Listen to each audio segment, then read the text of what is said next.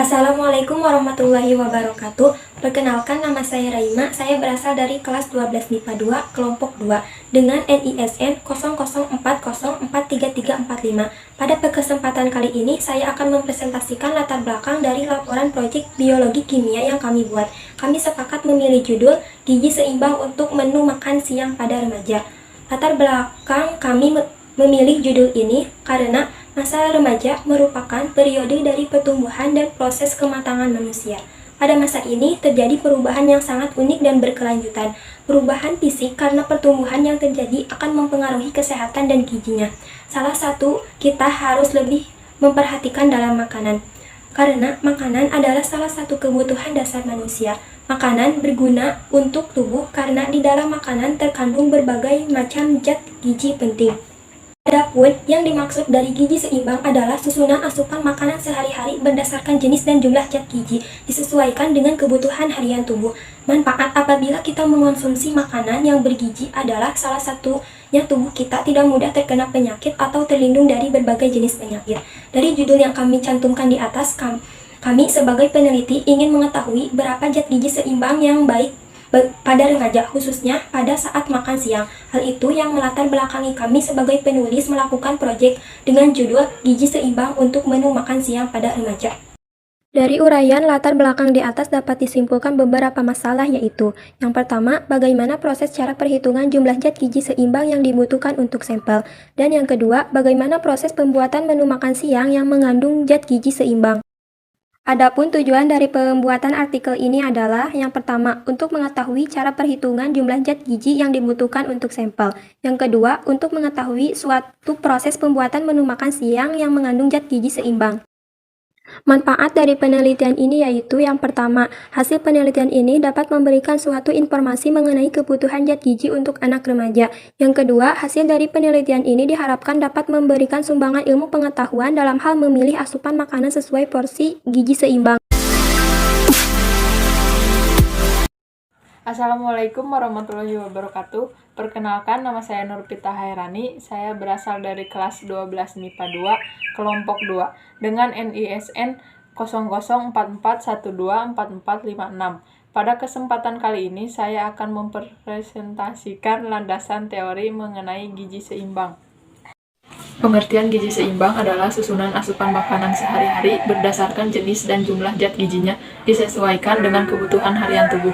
Kebutuhan gizi ini dipenuhi dengan memperhatikan prinsip keanekaragaman pangan, aktivitas fisik, perilaku hidup bersih, dan mempertahankan berat badan normal. Hal ini dilakukan untuk mencegah gangguan gizi.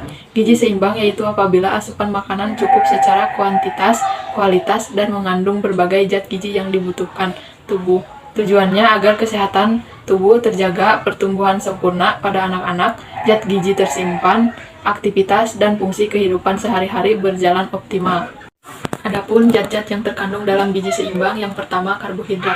Karbohidrat adalah biomolekul yang terdiri dari atom karbon, hidrogen, dan oksigen, biasanya dengan perbandingan atom hidrogen atau oksigen 2:1, seperti pada molekul air, dan rumus empiris Cm atau H2ON. Dengan M bisa saja sama atau berbeda dengan N. Secara biokimia, karbohidrat mengandung gugus fungsi karbonil sebagai aldehida atau keton dari banyak gugus hidroksil min OH atau senyawa yang menghasilkan senyawa-senyawa ini bila dihidrolisis. Karbohidrat merupakan senyawa organik yang paling melimpah di bumi. Karbohidrat memiliki berbagai fungsi dalam tubuh makhluk hidup, terutama sebagai bahan bakar, misalnya glukosa, cadangan makanan, misalnya fati pada tumbuhan dan glikogen pada hewan, dan materi pembangun, misalnya selulosa pada tumbuhan, serta kitin pada hewan dan jamur. Pada proses fotosintesis, tumbuhan berklorofil dan beberapa organisme lain mengubah karbon dioksida menjadi karbohidrat. Ahli nutrisi membagi karbohidrat menjadi dua, yaitu karbohidrat sederhana, misalnya gula pasir dan permen, dan karbohidrat kompleks, misalnya gandum utuh dan makanan yang mengandung serat seperti buah-buahan. Dua monosakarida yang bergabung disebut disakarida, dan kelompok ini merupakan polisakarida yang paling sederhana. Contoh disakarida yaitu sukrosa dan laktosa. Mereka terdiri dari dua unit monosakarida yang diikat bersama oleh ikatan kovalen yang dikenal sebagai ikatan glikosidik yang terbentuk melalui reaksi dehidrasi. Contoh disakarida yang pertama adalah sukrosa. Sukrosa adalah disakarida yang paling melimpah dan paling banyak ditemukan dalam tumbuhan.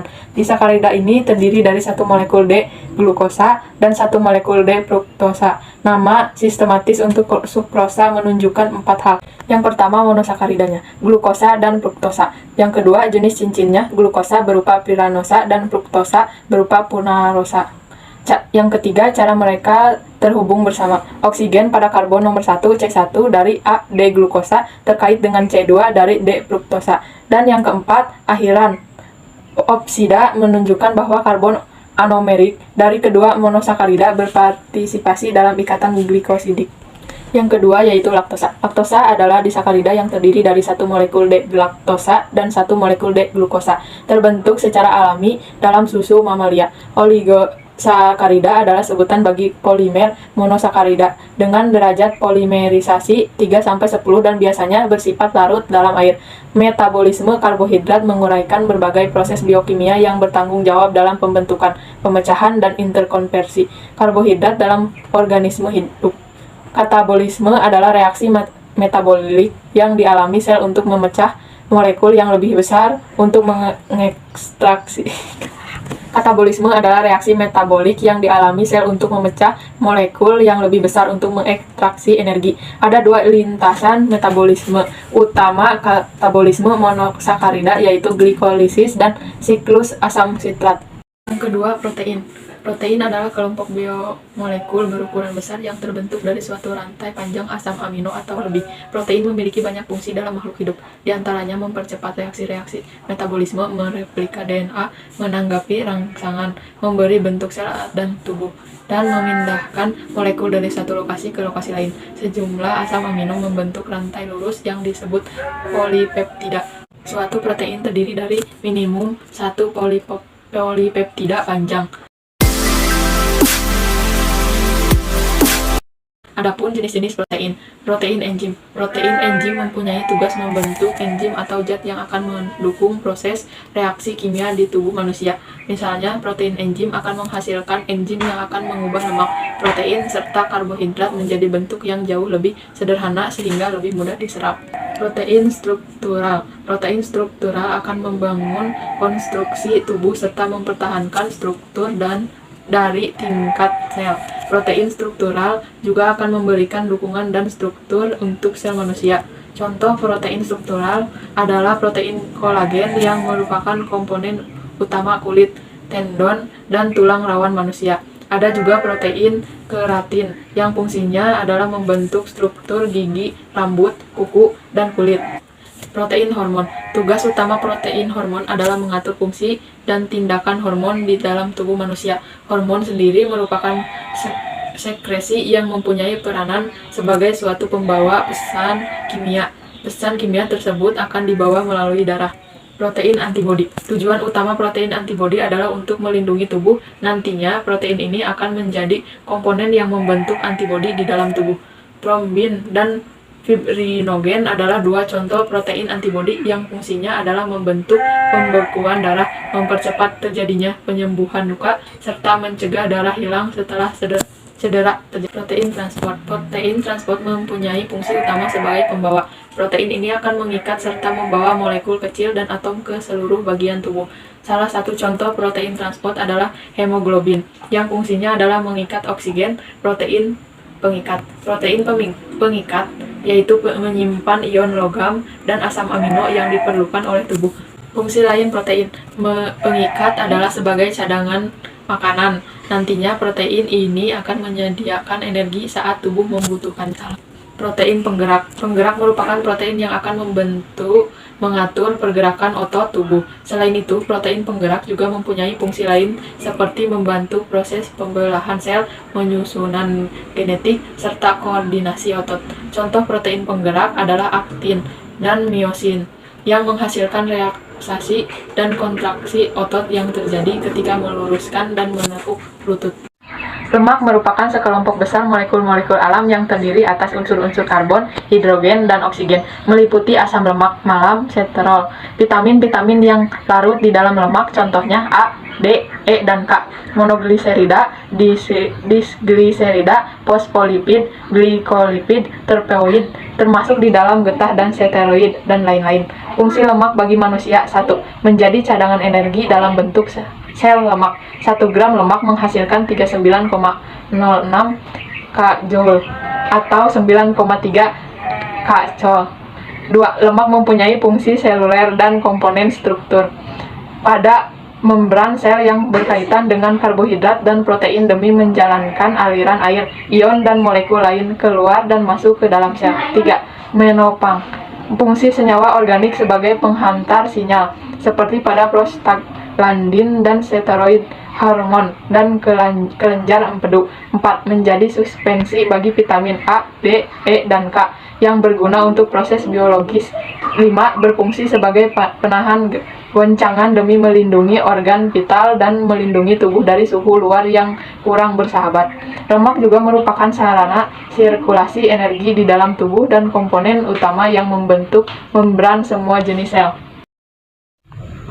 Yang keempat ada mineral. Mineral adalah zat organik yang dalam jumlah tertentu diperlukan oleh tubuh untuk proses metabolisme yang diperoleh melalui makanan sehari-hari. Sementara itu, dalam buku Mineral, Fungsi dan Metabolisme diterangkan bahwa mineral adalah unsur yang bentuknya sederhana. Mineral juga sering dimaknai sebagai nutrisi mikro yang berperan untuk membantu fungsi tubuh agar tetap berjalan optimal. Adapun jenis-jenis mineral, yang pertama ada mineral makro. Mineral makro terbagi menjadi 4. Yang pertama ada fosfor. Fosfor adalah jenis mineral makro yang fungsinya sebagai komponen pembentuk enzim dan sel. Yang kedua kalsium. Kalsium yang satu ini berperan dalam menjadi kepadatan tulang, pembekuan darah saat ada luka, mengaktifkan enzim penting sehingga mencegah penyakit preeklamsia. Yang ketiga magnesium. Magnesium adalah mineral makro yang berperan penting untuk mengatur tekanan darah, gula darah, hingga kontraksi otot. Mineral ini juga berguna untuk menghantarkan sinyal pada saraf, mengaktifkan enzim, dan menjaga keseimbangan elektrolit. Yang terakhir adalah mineral makro ada natrium. Mineral ini diketahui bisa menjaga keseimbangan kadar air dalam tubuh. Walaupun demikian, konsumsi natrium juga tidak boleh berlebihan. Adapun jenis-jenis mineral yang kedua adalah mineral makro. Mineral makro terdiri dari 4 jenis. Yang pertama ada yodium. Yodium adalah komponen penting dalam hormon tiroid. Fungsi mineral ini yaitu untuk mengatur proses metabolisme secara keseluruhan. Mineral makro ini bisa ditemukan pada makanan laut seperti ikan, rumput laut, hingga udang. Yang kedua mangan. Mangan adalah mineral mikro yang berguna dalam proses regenerasi sel darah merah, pembentukan tulang, sehingga melancarkan siklus reproduksi. Yang ketiga selenium. Selenium juga berguna dalam proses metabolisme hormon tiroid. Selain itu, mineral ini juga berperan dalam proses pembentukan DNA dan mencegah kerusakan sel. Yang keempat kromium. Mineral ini dibutuhkan untuk menjaga dan mengatur glukosa dalam darah. Selain itu, kromium juga berperan untuk mengaktifkan hormon insulin dan mengoptimalkan metabolisme. Mikro mineral ini banyak dijumpai dalam daging, sayuran, dan olahan susu. Asupan kromium yang cukup bisa membantu proses metabolisme karbohidrat, protein, dan lemak dalam tubuh. Yang kelima vitamin. Vitamin berasal dari gabungan kata bahasa Latin vita yang artinya hidup dan amina yang mengacu pada suatu gugus fungsi yang memiliki atom nitrogen N. Karena pada awalnya vitamin dianggap demikian, terdapat 13 jenis vitamin yang dibutuhkan oleh tubuh untuk dapat bertumbuh dan berkembang dengan baik, yaitu vitamin A, C, D, E, K, dan B, tiamin, riboflavin, niacin, asam pantotenat, biotin, vitamin B6, vitamin B12, dan folat. Vitamin dapat dikelompokkan menjadi 2 kelompok besar, yaitu yang ke satu vitamin yang larut dalam air, yaitu B dan C. Yang kedua vitamin yang larut dalam lemak, yaitu A, D, E, dan K. Macam-macam vitamin. Yang pertama ada vitamin A, merupakan vitamin yang berperan dalam pembentukan indera penglihatan yang baik, terutama di malam hari, dan sebagai salah satu komponen penyusunan pigmen mata di retina. Yang kedua vitamin B. Vitamin B ini juga berperan dalam membentukan sel darah merah, eritrosit. Sumber utama vitamin B berasal dari susu, gandum, ikan, dan sayur-sayuran hijau. Jenis-jenis vitamin B yaitu vitamin B1 atau tiamin, vitamin B3 atau niacin, vitamin B5 atau asam pantotenat, vitamin B6 atau pyridoxine, vitamin B12 atau cyanocobalamin. Yang ketiga ada vitamin C atau asam ascorbat. Vitamin C berperan dalam menjaga kebugaran tubuh dan membantu mencegah berbagai jenis penyakit. Penutupan luka saat terjadi pendarahan, menjaga kebugaran tubuh dan membantu mencegah berbagai jenis penyakit.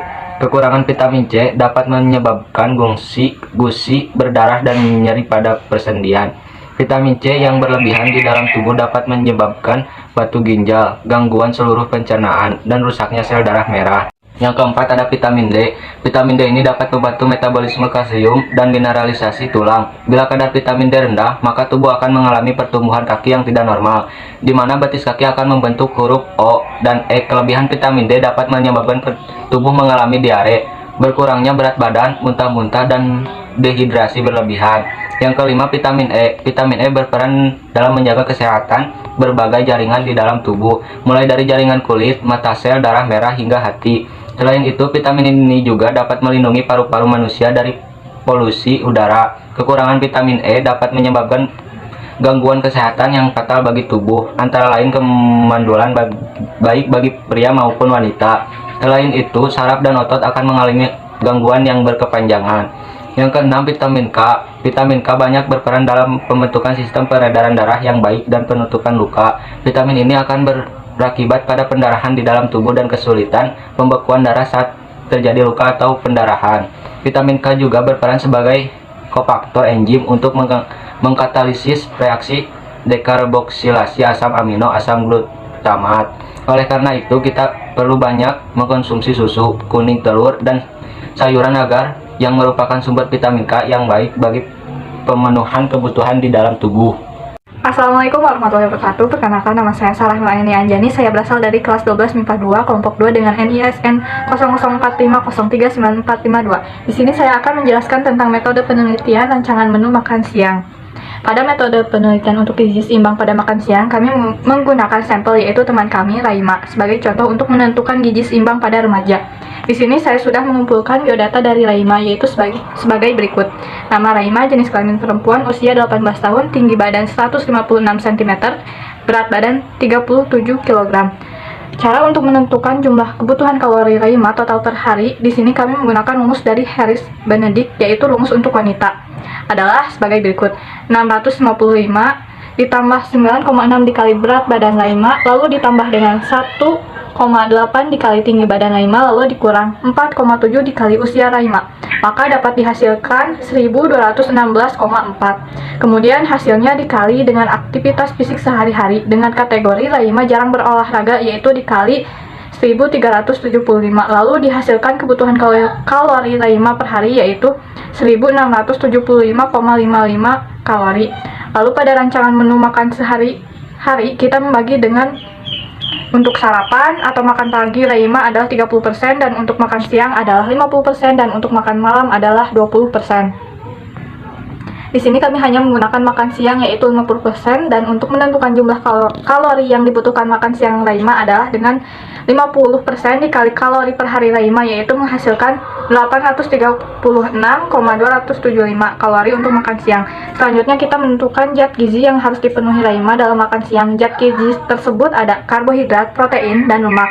Untuk mengetahui kebutuhan protein, karbohidrat, dan lemak Raima dapat dilakukan perhitungan sebagai berikut. Untuk karbohidrat dengan rumus 30% dikali kalori untuk makan siang yaitu 60/100 dikali 836,275 yang menghasilkan 501,765 kalori, dan untuk menjadikannya ke gram yaitu dengan dibagi 4 yang menghasilkan 125,4 gram karbohidrat yang dibutuhkan untuk makan siang. Dan untuk protein yaitu dengan rumus 15% dikali kalori untuk makan siang, 15/100 dikali 836,275 yang menghasilkan 125,4 kalori, dan untuk menjadikannya ke gram yaitu dibagi 4 yang menghasilkan 31,36 gram protein yang dibutuhkan untuk makan siang Raima.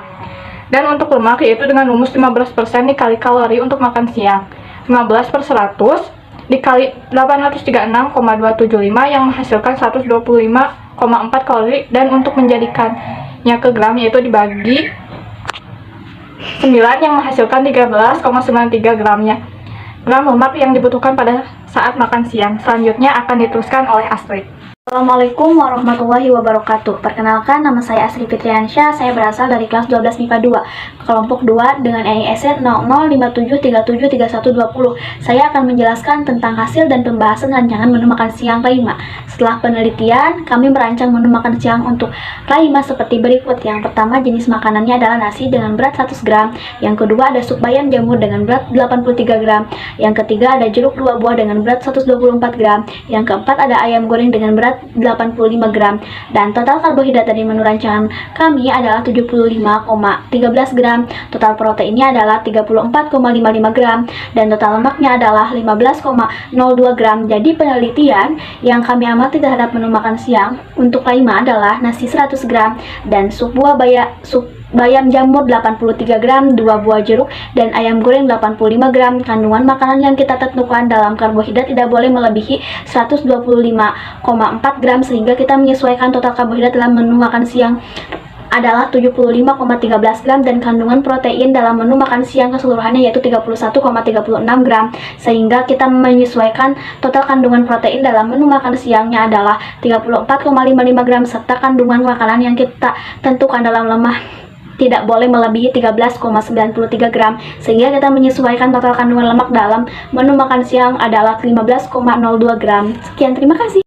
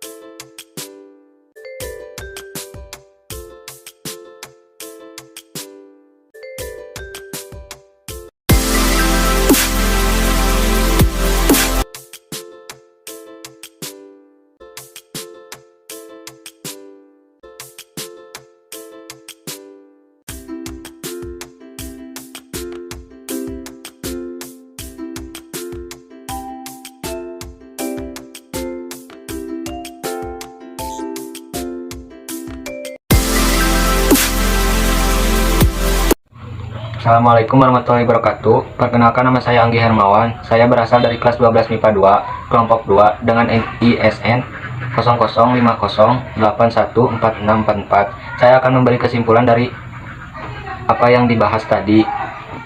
Jadi kesimpulannya adalah berdasarkan dari hasil pengamatan kami, maka disimpulkan mengenai menu gizi seimbang pada makan siang terhadap Raima yang membutuhkan suatu makanan yang bergizi 4 sehat 5 sempurna.